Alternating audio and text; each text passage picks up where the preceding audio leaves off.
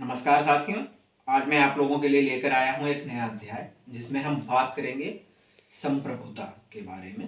संप्रभुता अर्थात सॉवरेनिटी। संप्रभुता का अर्थ क्या होता है, संप्रभुता का उदय कैसे हुआ, संप्रभुता का महत्व क्या है और ग्लोबलाइजेशन और डी ग्लोबलाइजेशन के समय में संप्रभुता की क्या महत्ता रही, बात करेंगे इसके बारे में। इससे पहले मैं थोड़ा सा आपको ये बताना चाहता हूँ, संप्रभुता समझने के लिए हमें ये समझना होगा कि राज्य क्या होता है, राज्य किसको कहते हैं। तो आइए सबसे पहले बात करते हैं, समझते हैं कि एक राज्य क्या होता है, एक राज्य की परिभाषा क्या है। देखिए, मैं आपको सीधे शब्दों में समझाता हूँ। सबसे पहले बात आती है कि जब भी हम किसी राज्य की बात करते हैं, राजनीति विज्ञान के छात्रों को ये पता होगा, और कि जब राजनीति की बात होती है तो राजनीति में राज्य का मतलब, राज्य से मतलब एक देश से होता है, एक किसी भी देश से, कंट्री से होता है। यहाँ राज्य का मतलब उत्तर प्रदेश, बिहार, हरियाणा, पंजाब नहीं है। यहाँ राज्य, भारत एक राज्य है, नेपाल एक राज्य है, संयुक्त राज्य अमेरिका एक राज्य है, रूस एक राज्य है, यूक्रेन एक राज्य है, और ऐसे ही सभी राज्य हैं जितने भी देश हमारे संसार में, विश्व में हैं। अब एक राज्य बनने के लिए सबसे ज़्यादा जरूरी जो होता है वो चार चीज़ें सबसे ज़्यादा आवश्यक हैं। क्या? आपके पास सबसे पहले तो एक क्षेत्र होना चाहिए, भूमि होनी चाहिए, टेरिटरी होनी चाहिए। जब तक टेरिटरी नहीं होगी, रहोगे कहाँ, कहाँ लोग रहेंगे, क्या करेंगे। दूसरी चीज़ कि वहाँ पर रहने के लिए लोग होंगे। अगर आपके पास इलाका है लेकिन लोग नहीं हैं तो आप क्या करेंगे। तीसरी चीज़, वहाँ पर वहाँ के लोगों के द्वारा ही चुनी हुई सरकार होनी चाहिए। यानी कि मतलब ऐसा कुछ ना हो वहाँ पे कि तानाशाही टाइप चीज़ें ना हो, चुनी हुई सरकार हो उन्हीं लोगों के द्वारा। अब चौथी चीज़ जो सबसे इम्पोर्टेंट और आज का हमारा महत्वपूर्ण मुद्दा है, संप्रभुता। किसी भी राज्य को संप्रभु होना भी उतना ही आवश्यक है जितना ये बाकी की तीन चीज़ें मैंने आपको बताई। जब तक कोई राज्य संप्रभु नहीं होगा, वो अपने आंतरिक और बाहरी मामलों में अपने निर्णय स्वयं नहीं ले सकता है। अगर आप अपने निर्णय स्वयं नहीं ले सकते हैं, अपना आप ये नहीं सोच सकते हैं कि हमें किस देश के, किस राज्य के साथ कैसे संबंध रखने हैं, हमें अपने देश, अपनी जनता, अपनी प्रजा के लिए क्या करना है, क्या कानून बनाने हैं, क्या सामाजिक चीज़ें लानी हैं, तब तक आप इसको नहीं समझा सकते हैं, तब तक आप पूरी तरीके से स्वतंत्र नहीं हैं। मैं आपको सबसे अच्छा उदाहरण देता हूँ, भारत। भारत आज़ाद हुआ 15 अगस्त 1947 को। हमें आज़ादी तो मिल गई, हमारे पास राज्य भी था, मतलब क्षेत्र भी था, पब्लिक भी थी, हमारे पास सरकार भी थी, लेकिन हम संप्रभु नहीं थे। क्यों? हमारा अपना कोई संविधान नहीं था, शक्तियाँ किसके पास होंगी, कैसे उनका विभाजन होगा, देश की शासन व्यवस्था कैसी होगी, ये सब कुछ तय नहीं था। तो आंतरिक चीज़ों में तो ये था कि ठीक है, आपको प्रधानमंत्री बना दिया गया। आप देखिए, बाहरी चीज़ों को आज़ाद होने के बाद भी ब्रिटिश साम्राज्य ही उनको कंट्रोल कर रहा था, नियंत्रित कर रहा था। 26 जनवरी 1950 को जब हमारा संविधान बनकर के तैयार हुआ और लागू हुआ, तो उस दिन हम गणतंत्र कहलाए और उसी दिन हम एक संप्रभु राष्ट्र या राज्य बने। तो उसी दिन से हम लोगों को ये शक्ति मिली, हम लोगों के पास ये पावर आई कि अब हम मतलब भारत देश के नागरिक अपने निर्णय लेने के लिए आंतरिक और बाहरी दोनों स्वतंत्र हैं, स्वयं निर्णय ले सकते हैं। अब हम किसी के अधीन नहीं हैं, किसी के दबाव में नहीं हैं। संप्रभुता का सीधा सा अगर एक लाइन में मैं आपको अर्थ समझाऊं तो उसका अर्थ यही होता है कि हम किसी के दबाव में, किसी के प्रभाव में आए बिना, यानी जैसा होता है ना कि कंट्रोल कोई और कर रहा है, तो उस तरीके की चीज नहीं है। हम स्वतंत्र हैं स्वयं अपने निर्णय लेने के लिए अपने मामलों में, आंतरिक या बाहरी। अब यहाँ पर मैं एक छोटी सी चीज आपको और बताता हूँ, जैसे कि तिब्बत है, तिब्बत में क्षेत्र भी है, सरकार भी है, निर्वासित सरकार है। भारत में हिमाचल प्रदेश में उनका है सब कुछ, वो चलाते हैं सरकार वहां से, और राज्य भी है, मतलब उनके पास जगह भी है, लोग भी हैं, लेकिन वो आज के समय में संप्रभु नहीं है, क्योंकि उनके ऊपर कब्जा है चाइना का। जिस तरीके से चाइना चाह रहा है उस तरीके से वहां वो शासन कर रहा है, रूल कर रहा है, तो हम उनको संप्रभु नहीं कह सकते हैं। तिब्बत एक देश है, राज्य है, लेकिन एक संप्रभु राज्य नहीं है। इसी प्रकार से अफगानिस्तान के जो मौजूदा हालात हैं उनमें भी हम उसको एक राज्य नहीं कह सकते हैं। वहाँ क्षेत्र है, जनता है, आतंकवादी या वो तालिबानी जो भी हैं उन्होंने अपनी सरकार बना रखी है, उनकी शासन व्यवस्था भी है, लेकिन कई देश उसको मान्यता ही देने के लिए तैयार नहीं है, शासन व्यवस्था को उनकी नहीं मान्यता दे रहे हैं। और वहाँ भी वहाँ के लोगों का शासन नहीं है, जिन लोगों ने कब्जा किया हुआ है, जो भी संगठन है, तालिबान है या जो भी है, उन लोगों का शासन है। तो अब संप्रभु नहीं है। अगर मैं अफगानिस्तान में रहता हूँ और मैं अपने फैसले स्वयं नहीं ले सकता हूँ तो मैं एक संप्रभु राष्ट्र में नहीं रह रहा। भारत में हम रहते हैं, हम अपने फैसले स्वयं कर सकते हैं, हम आज़ाद हैं, कहीं भी आए जाएं, भारत से बाहर भी जाते हैं, तो ये चीज होती है। तो संप्रभुता का सीधा सा मतलब यही है, सारी शक्तियां आप में, अपने आप में निहित होना और सर्वोच्च शक्ति होना। जैसे भारत में संविधान को सर्वोच्च शक्ति माना गया है, सर्वोच्च शक्ति के रूप में हमने अपने संविधान को रखा है। आपने कई बार सुना भी होगा, कई बार ये टर्म आती है, बोलते भी हैं कि संविधान से ऊपर कुछ नहीं है। कई बार कोर्ट में भी ये बात होती है कि जी संविधान के ऊपर कुछ नहीं है, आप संविधान नहीं बदल सकते। तो हमने वो एक व्यवस्था अपनाई है कि ये सर्वोच्च है, उसी से हमें ये शक्ति मिलती है, हम स्वतंत्र हैं, अपने फैसले हम ले सकते हैं, चाहे वो आंतरिक हो या बाहरी हो। अब हम बात करेंगे कि संप्रभुता की परिकल्पना कैसे आई, उदय कैसे हुआ संप्रभुता का।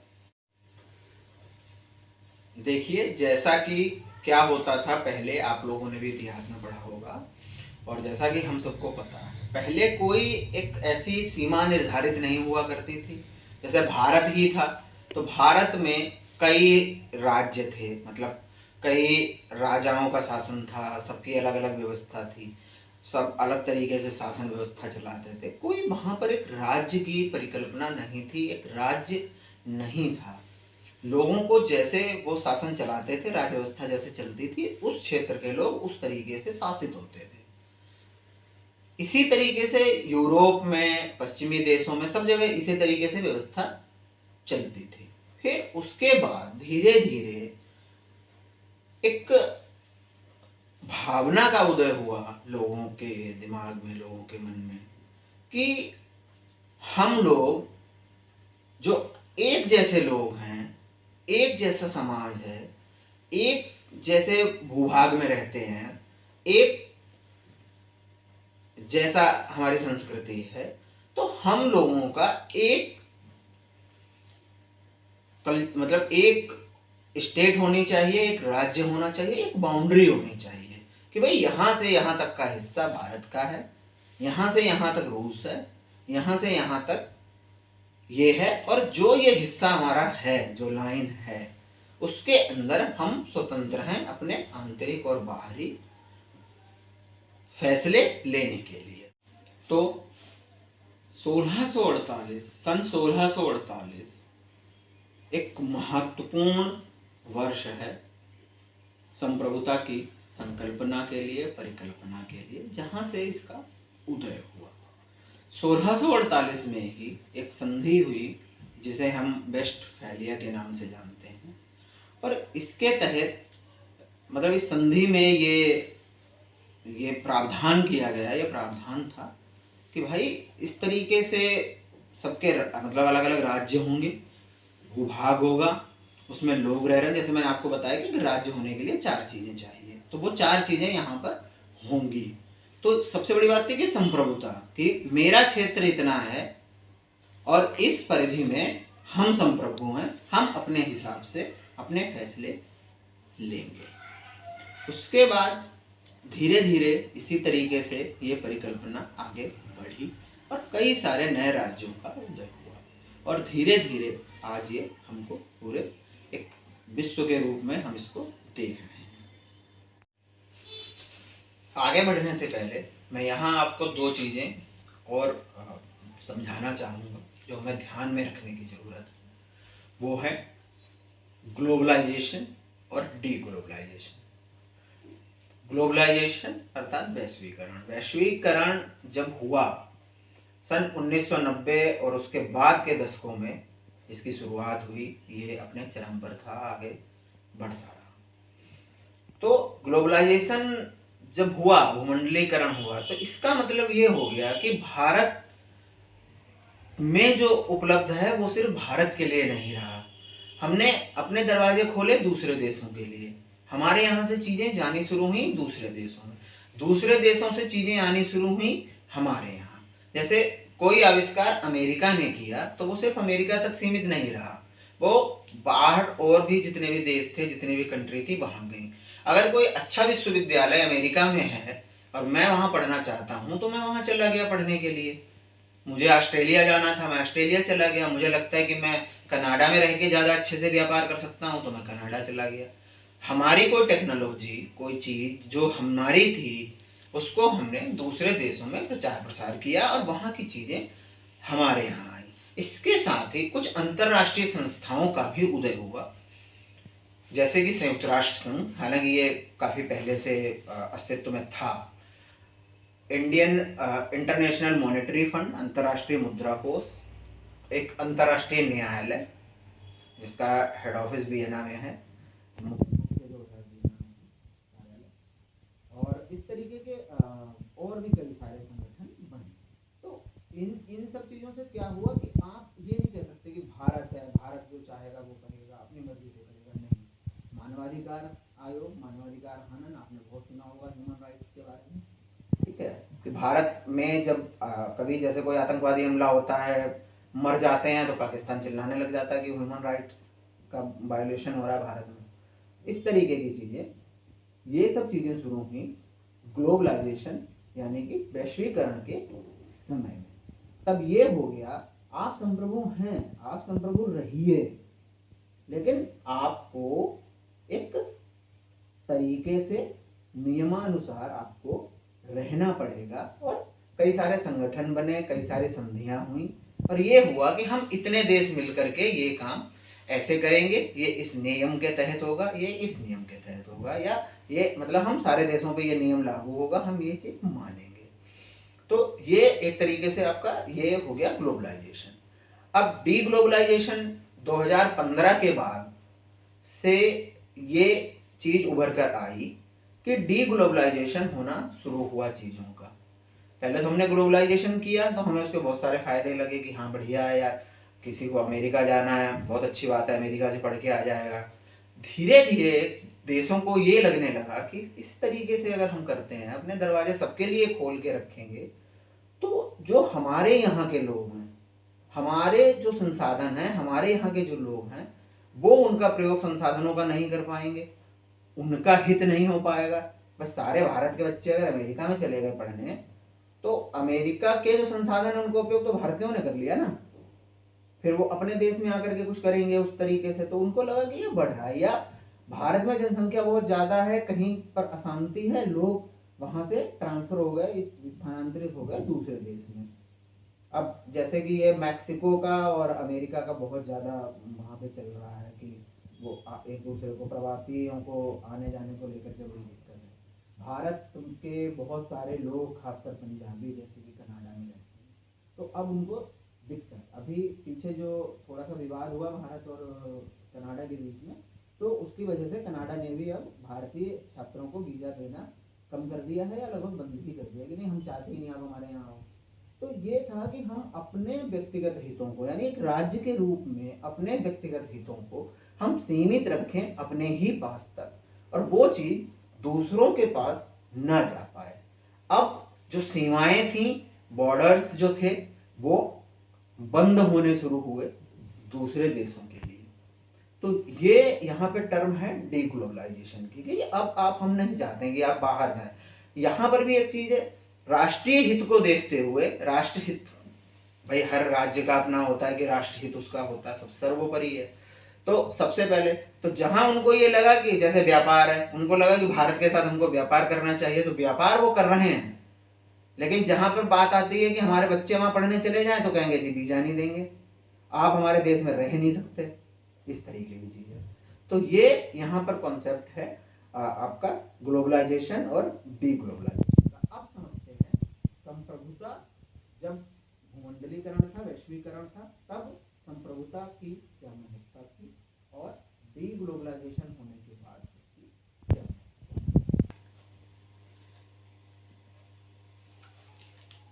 तो साथियों, अब हम बात करते हैं कि संप्रभुता का क्या महत्व था ग्लोबलाइजेशन के टाइम पे, भूमंडलीकरण के टाइम पे। जब हम भूमंडलीकरण की बात करते हैं तो कहीं ना कहीं ये चीज, जैसा मैंने अभी आपको बताया कि कई अंतर्राष्ट्रीय संस्थाएं बन गई, संधियां हो गई, लोगों का एक दूसरे देश में आना जाना शुरू हो गया, बॉर्डर्स खुल गए एक दूसरे के लिए। तो उसने क्या किया कि कहीं ना कहीं थोड़ा सा संप्रभुता के ऊपर लगाम लगाई।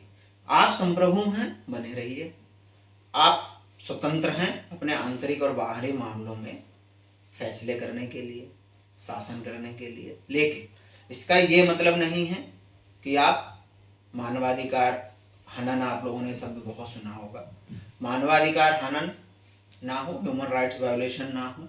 ये नहीं है कि अगर कोई आपके यहाँ अल्पसंख्यक है तो आप उनको भगाना शुरू कर दें, मारना शुरू कर दें, या अल्पसंख्यक हैं उनके जो अधिकार हैं, जो एक किसी को व्यक्तिगत अधिकार मिलते हैं, व्यक्तिगत स्वतंत्रता मिलती है, निजता मिलती है, आप उसका उल्लंघन करें, या आप कुछ ऐसा करें कि जिससे विश्व के ऊपर उसका प्रभाव विश्व के ऊपर पड़े। जैसे कि कार्बन डाइऑक्साइड का इतना ज़्यादा जो उत्सर्जन हो रहा है, कर तो यूरोपियन कंट्रीज रही हैं, सबसे पहले उन्होंने शुरू किया था, परिणाम भुगत रहे हैं दूसरी कंट्रियां, परिणाम भुगतना पड़ रहा है विकासशील देशों को। ब्राजील के जंगल, अमेजन, जो वहाँ पे अमेजन के जंगल हैं, तो वहाँ पे देखिए कितना प्रभाव पड़ रहा है इस चीज़ का, बहुत ज़्यादा वहाँ पे इस चीज़ का प्रभाव पड़ रहा है। तो ये चीज़ें हैं, यानी आप ऐसा कुछ मत करिए, आप अपने में स्वतंत्र हैं, संप्रभु हैं, आप करिए, लेकिन ऐसा कुछ मत करिए कि आपकी वजह से किसी और को समस्या हो। दूसरी चीज, फिर ये फेज रहा 1990 तक, उसके बाद दोबारा से 1990 से शुरू हुआ ये फेज, और ये फेज रहा 2015 तक। उसके बाद 2015 से दोबारा जब डीग्लोबलाइजेशन होना शुरू हुआ, तो फिर से ये जो है उसने महत्ता को बढ़ा दिया संप्रभुता की। देखिए, आप हमसे मत कहिए, हम स्वतंत्र हैं, हम अपने उसमें कर रहे हैं, आपकी प्रॉब्लम है, आपको परेशानी हो रही है, आप देखिए, हमसे मत कहिए। हम नहीं चाहते हैं कि आपके देश के लोग हमारे देश में पढ़ने आए, हम नहीं चाहते कि आपके दोस्त हमारे देश में रह करके, आपके लोग हमारे देश में रह करके नौकरी करें, हम नहीं चाहते हैं कि हमारे यहाँ की चीज़ें जो हैं वो बाहर जाएं, या आपको इसके लिए इतनी कीमत चुकानी पड़ेगी, ये आपके लिए तभी उपलब्ध होगा। तो ये सारी चीज़ें जब आई, तब ये डीग्लोबलाइजेशन के बाद ये चीज़ें शुरू हुई। डीग्लोबलाइजेशन का ही फेज अभी वर्तमान समय में चल रहा है, और हम देख रहे हैं कि बहुत सारे देश बहुत सारी चीज़ों को लेकर के प्रतिबंध लगा रहे हैं, दूसरे देशों के ऊपर प्रतिबंध लगा रहे हैं। जिनके साथ हमारे संबंध बहुत अच्छे हैं उन्होंने हमारे लिए दरवाजे खोल रखे हैं, जिनके साथ हमारे संबंध अच्छे नहीं हैं उन्होंने दरवाजे नहीं खोल रखे हैं। मैंने आपको बताया था कि अंतर्राष्ट्रीय न्यायालय है या संयुक्त राष्ट्र संघ है या अंतर्राष्ट्रीय मुद्रा कोष है, तो बहुत से देशों ने या ऐसी और भी कई संधियां हुई। आज के लोग, अब देश जो हैं अपने आप को उनसे अलग कर रहे हैं कि नहीं, हम नहीं मानेंगे ये नियम, हम आपके साथ इस नियम को लेकर के नहीं चल सकते हैं, क्योंकि यहाँ पर वो अपना राष्ट्रहित देख रहे हैं सर्वोच्च। तो हमेशा यही होता है कि राजनीति में सबसे पहले राष्ट्रहित ही देखा जाता है कि राष्ट्रहित ही सर्वोच्च है। तो यहाँ पर अब दोबारा से जो ग्लोबलाइजेशन के समय पे संप्रभुता थोड़ी सी कमजोर हो गई थी या उसका रूप बदल गया था, डीग्लोबलाइजेशन के इस फेज में वो अपने पुराने रूप में वापस आ रही है। मिलते हैं नए वीडियो में। आई होप आपको ये वीडियो अच्छा लगा होगा, पसंद आया होगा। Thank you.